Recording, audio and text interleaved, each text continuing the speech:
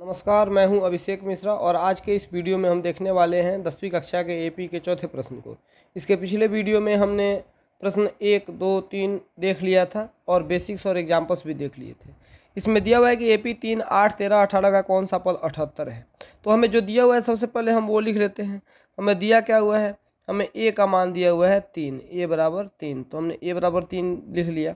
दूसरा क्या दिया हुआ है, हमें डी निकालना पड़ेगा। डी होता है कि A2 माइनस का ए चाहे A1, तो A2 का मान दिया हुआ है 8, तो हमने 8 लिख लिया और माइनस का 3 बराबर का 5 आ गया। A2 का मान डी का मान 5 आएगा और ए का मान 3 आ गया। कह रहा है कौन सा पद 78 है, तो इसका मतलब और दे रखा है कि AN, एनवा पद हमारा माना कि 78 है, तो AN बराबर 78 हो गया। अब हम सूत्र जानते हैं, AN बराबर A plus n-1 into D होता है। तो AN के जगह पे हम 78 लिख सकते हैं। हमने 78 लिख दिया और 78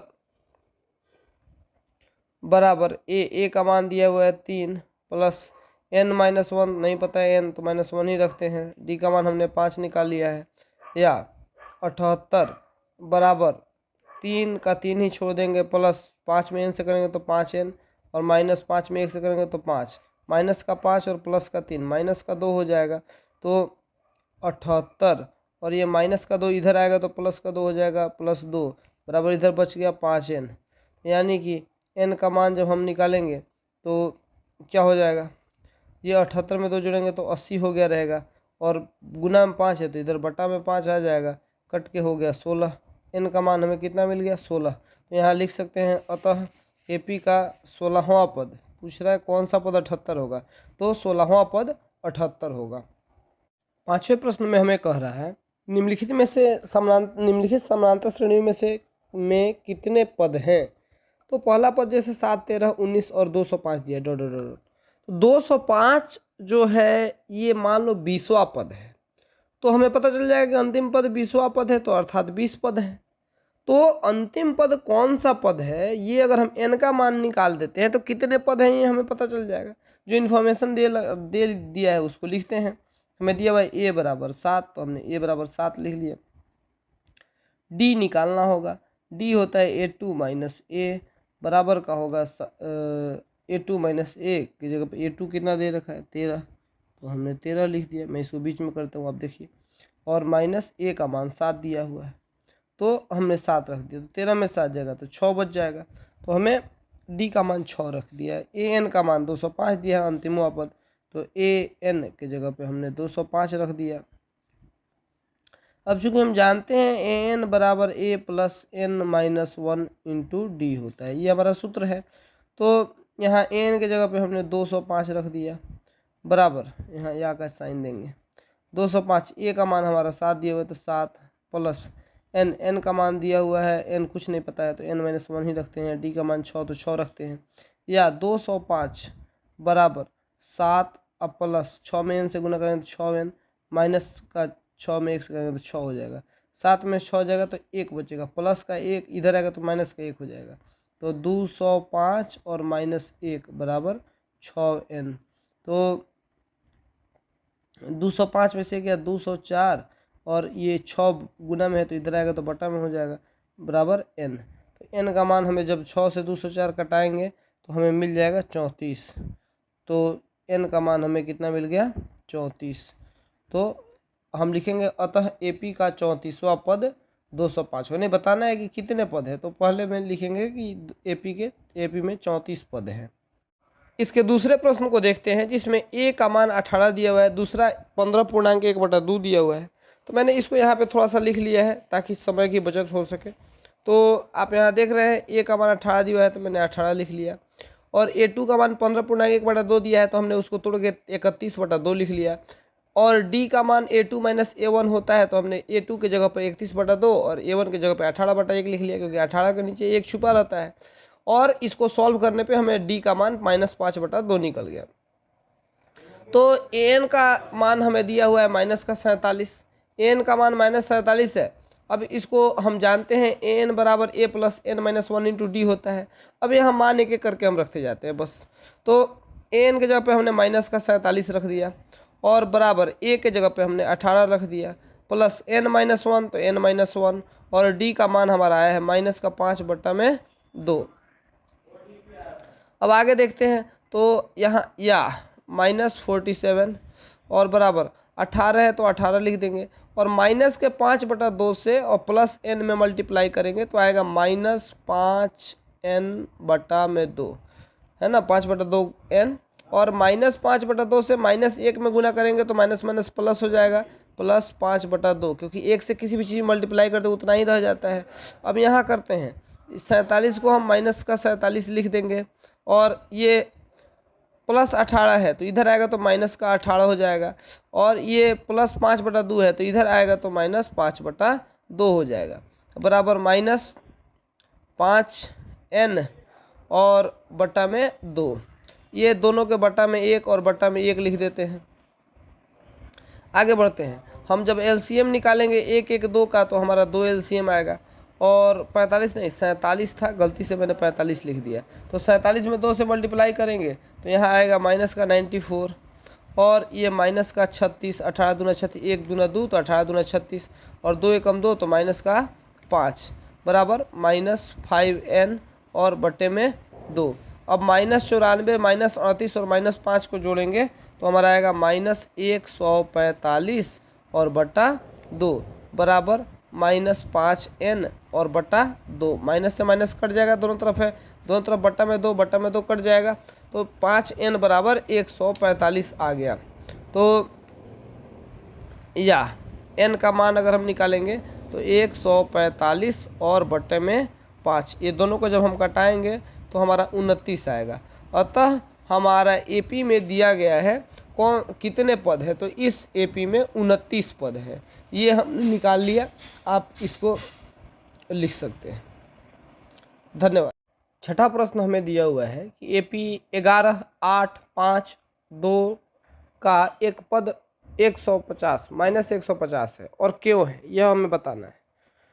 अगर कोई पद उस एपी का है तो उसमें n का मान हमेशा एक पूर्ण संख्या आएगा। पूर्ण संख्या मतलब 1 2 3 4 5 ऐसे आएगा। क्यों? क्योंकि कोई भी पद हम गिनते हैं तो पहला पद, दूसरा पद, तीसरा पद, चौथा पद ऐसे आता है। ऐसा नहीं आ सकता कि हाँ 4.5वां पद, ऐसे नहीं आ सकता, बटे में नहीं आ सकता, दशमलव में नहीं आ सकता। वो जब आएगा तो एक पूर्ण संख्या आएगा। तो हम देखते हैं ये इसका पद है कि नहीं है। तो हमें दे रखा है a का मान 11 दिया हुआ है और d हमें निकालना पड़ेगा तो a2 माइनस a बराबर 11 माइनस का 8 माइनस 11, हमने उल्टा लिख दिया तो 8 में से 11 जाएगा तो माइनस का 3 और हमें दिया हुआ है क्या an बराबर माइनस का 150। तो अब हम अपना सूत्र रखते हैं an बराबर a plus n-1 into D. तो an का मान आ गया -150 बराबर a का मान 11 प्लस n-1 वहीं रखेंगे इंटू डी के जगह पे माइनस का 3 या माइनस का 150 बराबर 11 और -3 में प्लस n से मल्टीप्लाई करेंगे तो -3n और -3 से -7 करेंगे तो +3 हो जाएगा। तो 11 में 3 जोड़ेंगे तो 15 हो जाएगा। -150 बराबर 15 -3n या ये 15 प्लस में है, इधर आएगा तो माइनस में हो जाएगा। तो माइनस का 150 और माइनस का 15 बराबर माइनस का 3n या माइनस तो 150 और -15 -165 हो जाएगा बराबर -3n। माइनस से माइनस कट गया, n बराबर 165 और बटा में 3। यहाँ कट के क्या आ जाएगा 55 आ जाएगा। तो n का मान एक पूर्ण संख्या आ गया। अतः यह मतलब -150 जो है वो इस एपी का एक पद है। धन्यवाद। सातवां प्रश्न हमें दिया हुआ है कि उस एपी का 31वां पद ज्ञात कीजिए जिसका 11वां पद 38 है और 16वां पद 73 है। तो हमें जो दिया हुआ है इस इंफॉर्मेशन को मैंने एक कागज़ पे लिख लिया है, मैं उसको यहाँ रखता हूँ। दिया हुआ है ए 11, 11वां पद को ए 11 कहेंगे बराबर 38। तो 11वें पद को हम लोग ए प्लस 10 लिख सकते हैं, ए 11 के बराबर 38। इसी प्रकार एक ए 16 को हम ए प्लस 15 डी लिख सकते हैं बराबर 73। और हमें निकालना है ए 31 बराबर वाट, मतलब 31वां पद क्या होगा। तो यहाँ देखते हैं, इसको हम मान लेंगे समीकरण 1 और इसको मान लेंगे समीकरण 2। अब समीकरण 1 में से 2 को घटाने पर, 1 में से 2 को घटाने पर एक हमें क्या दिया है, ए प्लस 10d बराबर 38। और दूसरा क्या दिया हुआ है, ए प्लस 15d बराबर 73। हमें पता है नीचे वाला सारा चिन्ह बदल जाता है, और ये प्लस वो का ए और माइनस ए कट गया, प्लस 10d और माइनस 15d दोनों मिला माइनस का 5d। और 73 से 38 को घटाएंगे तो माइनस 35 बचेगा। बड़े वाले का चिन्ह रहता है, 73 माइनस में है तो ये माइनस 35 होगा, दोनों तरफ माइनस और माइनस प्लस हो जाएगा। और d का मान हमें यहाँ निकल जाएगा 35 और बटा 5 कट के हो जाएगा 7। तो d का मान हमें यहाँ 7 मिल गया। अब d का मान हम किसी भी समीकरण में रख लेते हैं, समीकरण 1 में ही रखते हैं, छोटा होगा। तो d का मान समीकरण 1 में रखने पर यहाँ लिखिएगा, d का मान समीकरण 1 में रखने पर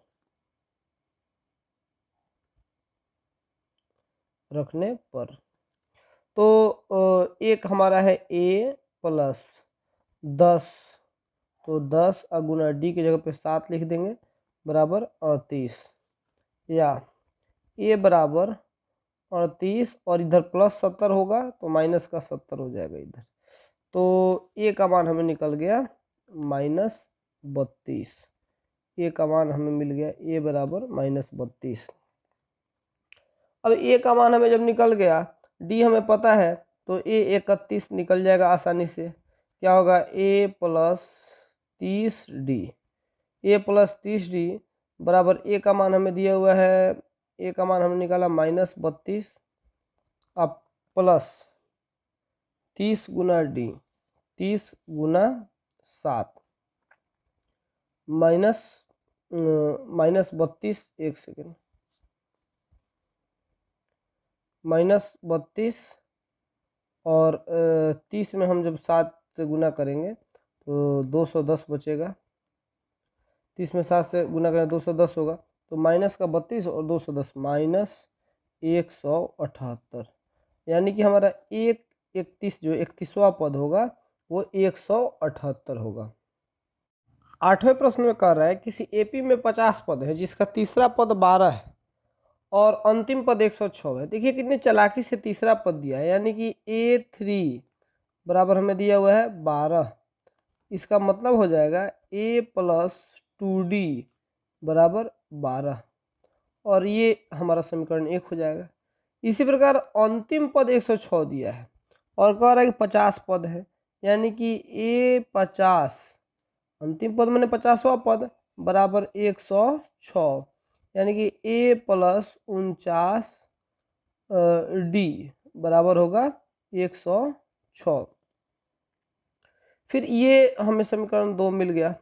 समीकरण 1 और 2 को सॉल्व करते हैं, तो यहाँ लिखेंगे 2 माइनस 1, मैंने समीकरण 2 में से समीकरण 1 को घटाने पे 2 है, पर लिखिए a प्लस 49d बराबर 106, और एक है a प्लस 2d बराबर 12।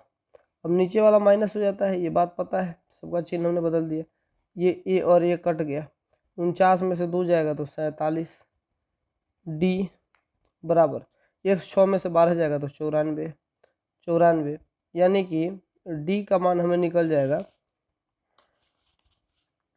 d का मान निकल जाएगा 94 अब बटा 47, ये कट के 2 आ जाएगा, d हमें 2 निकल गया।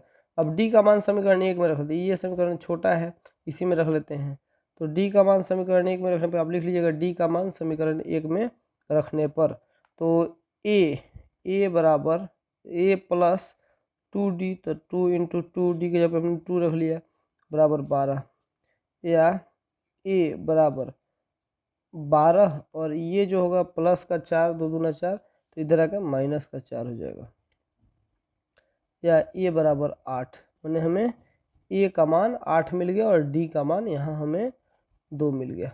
अब ए और डी का मान मिल गया, हमें निकालना क्या था, हमें निकालना था 29वां पद, ए 29 को हम ए प्लस 28 डी लिख सकते हैं, बराबर है ए का मान आ गया 8 और प्लस 28 और गुना डी का मान 2, बराबर 8 और प्लस 28 दूना 56 हो जाएगा, और 56 में जब 8 जोड़ेंगे तो 64 हो जाएगा। हमें ए 29 कितना मिल गया, 64, तो लिखेंगे अतः 29वां पद जो होगा वो 64 होगा। धन्यवाद।